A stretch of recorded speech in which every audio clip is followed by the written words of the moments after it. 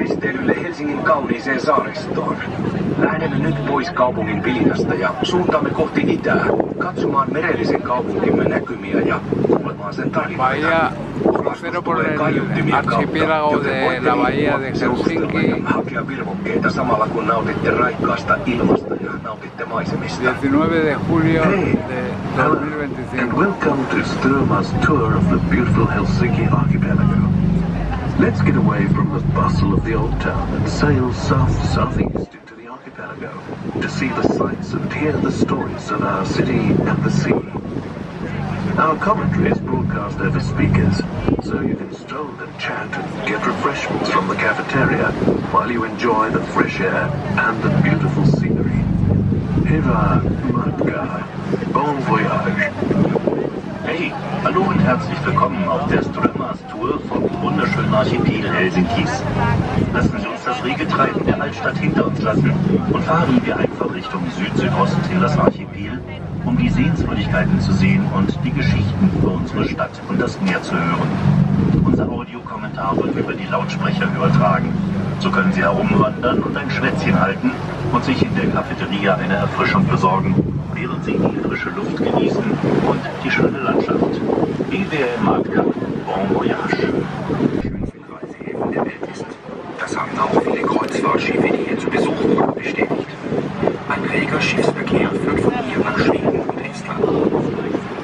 Vi ska starta från södra hamnen som redan de vackraste passagerarhamnarna i världen.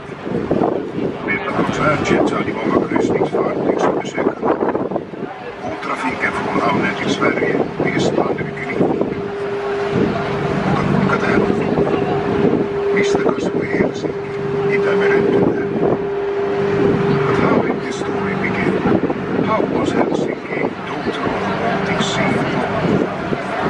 Aber wie kam es dazu? Wie entstand Helsinki, Tochter der Ostsee? Men hur har allt detta blivit till?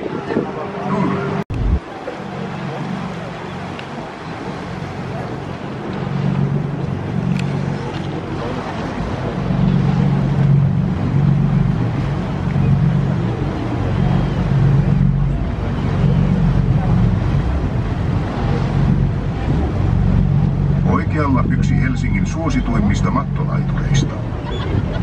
On our right is one of Helsinki's most popular piers, traditionally used for washing of carpets with seawater during summer. Auf der rechten Seite befindet sich eine der beliebtesten Teppichwaschstellen von Helsinki. Till höger en av Helsingfors mest populära mattvättningsbryggor. Nuo värikkäät rakennukset oikealla näyttävät olevan kuin suoraan satukirjoista.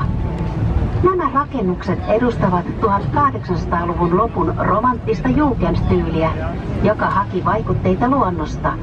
Suomalainen jugend on ainutlaatuista, sillä siihen sisältyy myös kansallisylpeyttä.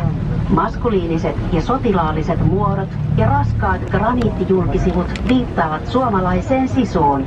Lisäksi jugendissa on paljon tarunomaisia eläinhahmoja, kuten pöllöjä. The colorful buildings on our right might look like something from a fairy tale. These buildings are